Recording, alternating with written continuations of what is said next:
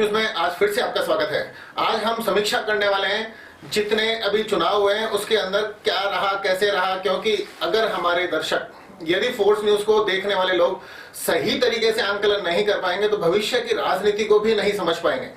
साथियों, आपने पिछले जितने भी वीडियो देखे हैं उन सबको अगर आप एक एक करके कभी कभी छोटा छोटा भी देखना चालू करेंगे तो हमारी बातें पिछले 2 साल में कही गई सभी बातें सच हो गई, परिणाम अच्छे आए और आप सभी को बधाई, क्योंकि आप मतदाता हैं, आपने मत दिए हैं और अब आंकलन करने का समय है। सही मायने में जहां भी मुखिया लचर पचर हो, जिसमें डिसीजन लेने की पावर नहीं हो, वो घर हमेशा डूबता ही है। वो चाहे घर हो, वो चाहे संस्था हो, वो चाहे राजनीतिक पार्टी हो।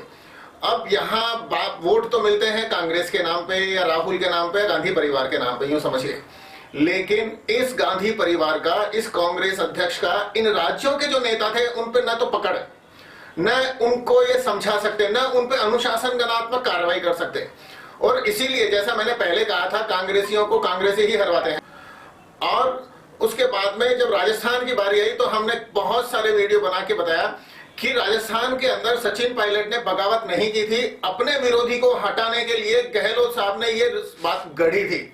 अपने अधिकार लेने के लिए जब पायलट सीधे सीधे दिल्ली मानेसर गए और इधर अशोक गहलोत ने उसको बगावत कह दी, बीजेपी के साथ मिलेंगे, पार्टी नहीं बनाएंगे, ऐसा कुछ भी नहीं था। लेकिन आज जो हमने पहले बातें की, आज मुख्यमंत्री अशोक गहलोत के ओएसडी लोकेश शर्मा ने खुद वो सारी बातें कही जो उनके लगातार नजदीक था। हम तो जर्नलिस्ट हैं, इतने नजदीक नहीं हो सकते, लेकिन अशोक गहलोत ने खुद को कांग्रेस पार्टी से बड़ा घोषित किया। जितने सर्वे के अंदर हारने वाले उसके समर्थक थे, उन सभी समर्थकों को सिर्फ टिकट इसलिए दिलवाया ताकि मुख्यमंत्री बनने की अगर संभावना बने, अगर कोई उसके जो रेवड़ियां बांटी थी, जो जन कल्याण कार्यक्रम घोषित किए थे, यदि उसके बेस पे कांग्रेस के बेवकूफ कैंडिडेट जीत जाते तो मुख्यमंत्री अशोक गहलोत ही बनते। और दूसरी बात, एक दूसरे के वोटों को काटने के चक्कर में कि गहलोत समर्थक कौन कौन थे, उनको कैसे हराया जाए, और इसका परिणाम है कि राजस्थान से कांग्रेस की सरकार न सिर्फ धाराशायी हो गई, बल्कि जहां ये समझ में आ रहा था कि इनके पास में 80-90 सीटें तो आएगी, लेकिन आखिरकार बहुत बड़ी बेइज्जती हुई। जितने भी खैर कांग्रेसी कार्यकर्ता हैं, जितने भी कांग्रेसी मतदाता हैं, उन लोगों को ये जरूर समझना चाहिए कि हम यदि पार्टी के हैं तो हमारे नेता भी पार्टी के हैं नहीं, या वो सिर्फ खुद की ही चलाते हैं। ऐसा कैसा मध्य प्रदेश में हुआ जहां कमलनाथ जैसे लोगों के ऊपर कांग्रेस आलकमान का कोई बस नहीं चलता। और छत्तीसगढ़ के भूपेश बघेल को अगर आप देखेंगे तो उसके तो अखबार में विज्ञापन भी ऐसे आते थे कि जिसके अंदर कांग्रेस के सोनिया का, राहुल का, इनकी फोटो तक नहीं थी, बिल्कुल तानाशाही। उधर यदि तेलंगाना की बात करें तो तेलंगाना में जो बीआरएस के प्रमुख हैं वो किसी से मिलते नहीं थे, मतलब वहां सारे नेता वीआईपी।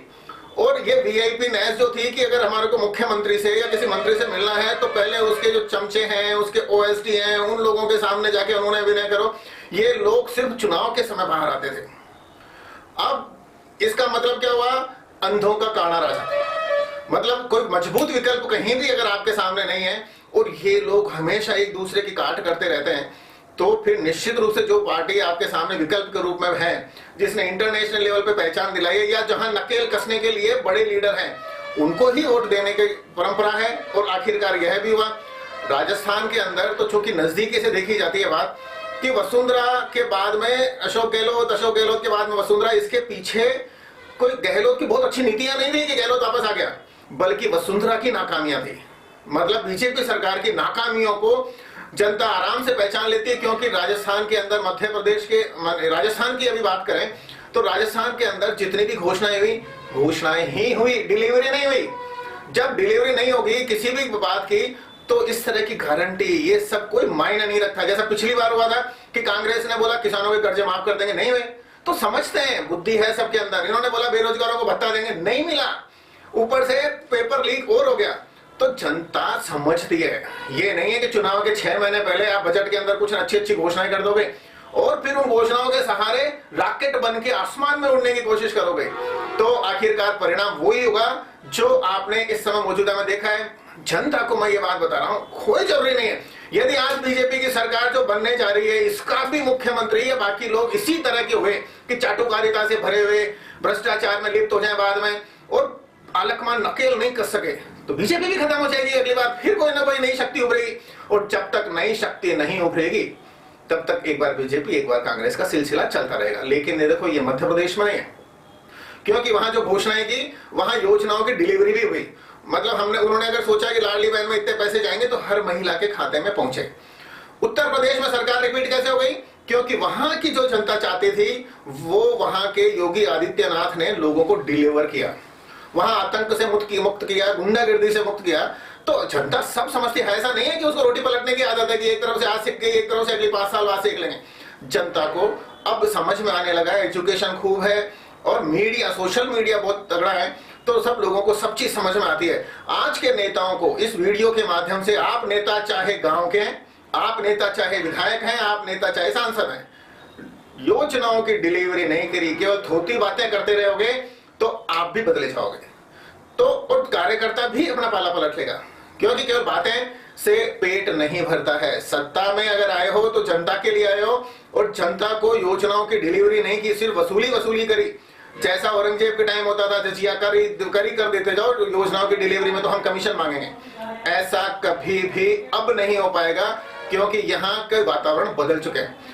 आपको ये वीडियो किसी के माध्यम से मिला हो, सब लोगों को फॉरवर्ड करके, क्योंकि मैंने इसके अंदर निष्पक्ष आंकलन किया है। बीजेपी भी वापस जा सकती है, कांग्रेस क्यों चली गई बार बार, ये सब कुछ राज्यों की सरकारें स्थिर क्यों हैं, ये सब चीजें हमें इस बात से पता चलती है। इसलिए वीडियो को फॉरवर्ड करेंगे तो सब लोग अच्छे से आंकलन कर पाएंगे। जय हिंद, वंदे मातरम।